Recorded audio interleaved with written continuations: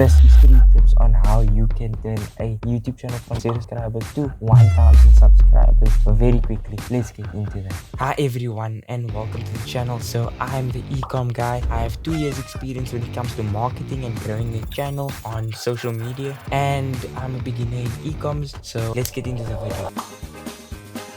So before you actually start making videos, you need to make videos based around the game you're gonna play. So since you're in the gaming niche, you need to pick a game that you're gonna play for that period of time, and you need to stick to making videos around that. So if you make videos around Call of Duty, for instance, you need to make videos at least for like a month or like three weeks at least, so that the algorithm can pick it up that you are making videos around Call of Duty and it will drag more Call of Duty viewers onto your channel. Let's move on to the next step.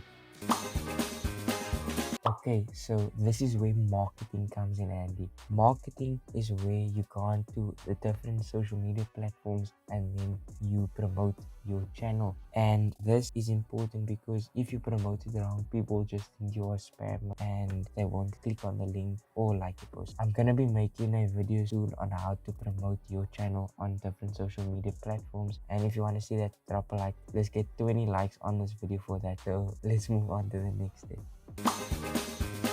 So the last step is just being yourself.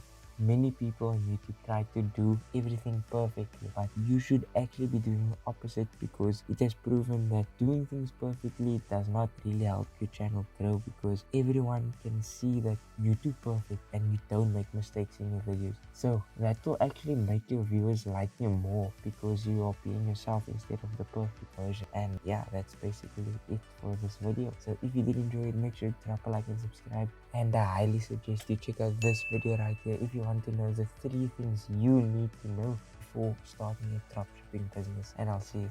Peace out.